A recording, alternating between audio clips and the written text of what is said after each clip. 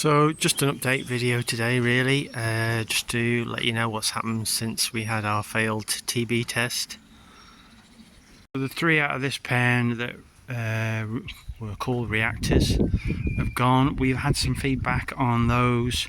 So one of them showed signs of lesions in its head. That's gone off to the lab and that came back as positives.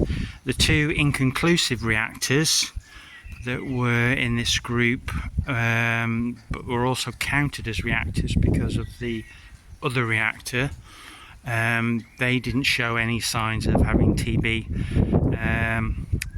Now I have had yesterday a visit from the animal health. Came out, quite sure why, but it's something they do now, sort of outbreak follow-up. I don't know if it's for everybody or we were just picked out needing to be done. Anyway, they came and obviously they talked about a few different things on the yard. They wanted to know about our setup, whether we had any maize, fed corn, that sort of thing. I asked about the field and our system of farming. We talked about the results. He was quite adamant to point out the fact that just because 2 of them didn't show any lesions, that doesn't mean they didn't have TB. It just meant that they might not have developed it yet. I'm just feeding back what they said. You can draw your own conclusions.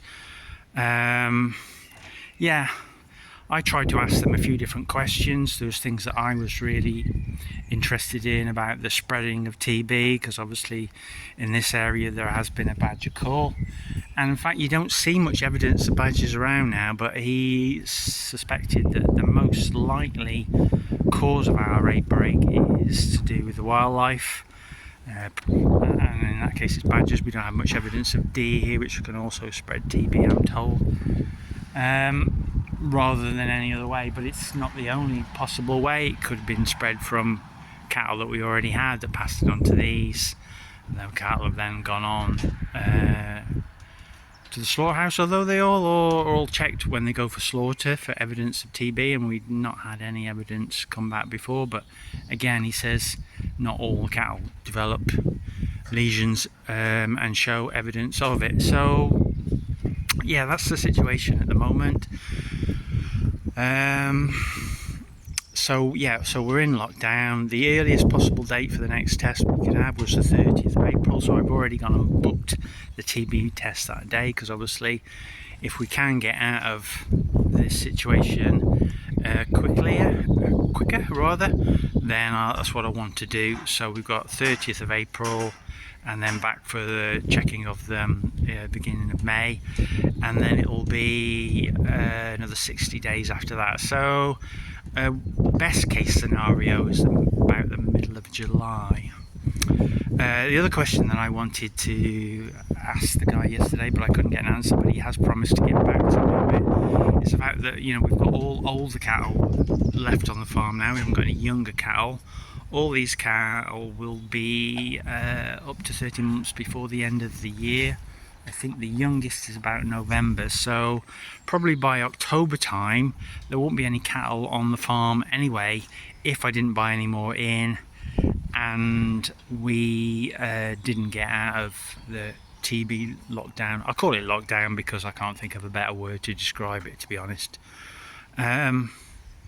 So I said, you know, when there's no animals left on the farm, are therefore we clear of TB, and can I sort of start again afresh?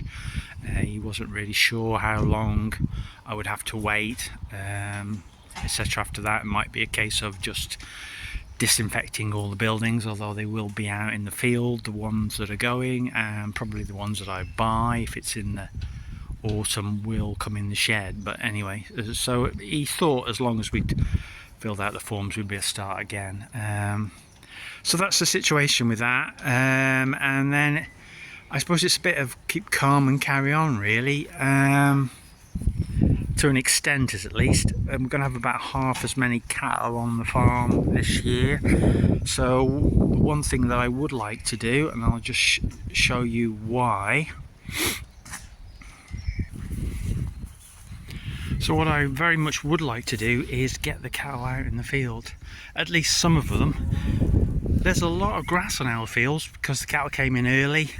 It hasn't been particularly hard winter, so it isn't even gone yellow. There's a lot of green, fresh grass, and too much to extent that I think I probably wouldn't want to come out here and spread any muck on it or anything on some of these fields, because there's just too much of them and it would be a waste. So what I would like to do is get the cattle out in the field, some of them at least, grade some of these paddocks off, even to the extent that I might tread them a little bit.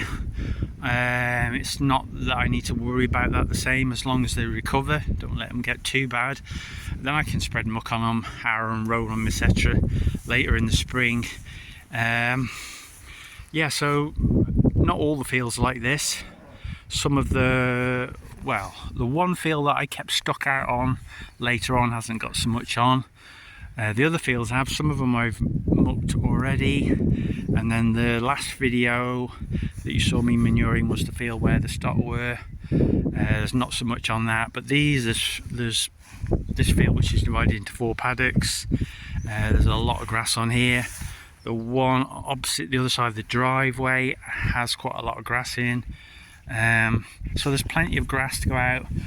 Ideally, I would move them across into this building. This is the one which is empty at the moment, and then I can let them run in and out from this end.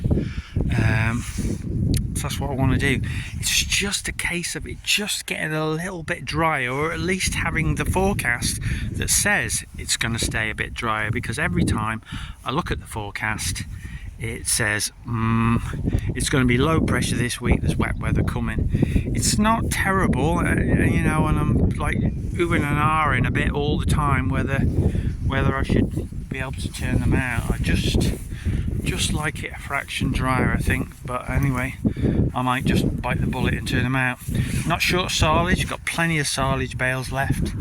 Won't actually be worrying about making so much silage this time, even though I've got overgrass left. What I'm gonna hope is we get some sort of summer and I'm gonna make some hay, so at least I have the opportunity to sell some of that and increase some of the income that way. And the other thing that I'm going to do is I'm going to go out to work more days a week. I had the opportunity to increase the amount of days where I work. I was going into work 2 days and now I'm going to in 4 days, because there's not going to be so much to do here, and also it stopped me worrying about money. So that's the other thing that I'm going to have. I don't feel that as a negative. I feel that I'm fortunate in that I've had the opportunity to do that, to go out and earn money other ways, and not be totally reliant on the farm for an income. So that's it really. That's what's going to happen. I say that's what's going to happen because it's not much. Seems a bit daft these days having a plan, because something comes along and trips you up. But yeah, so anyway, that's the intention anyway, let's put it that way. Anyway, thanks very much for watching. I'll catch you again soon.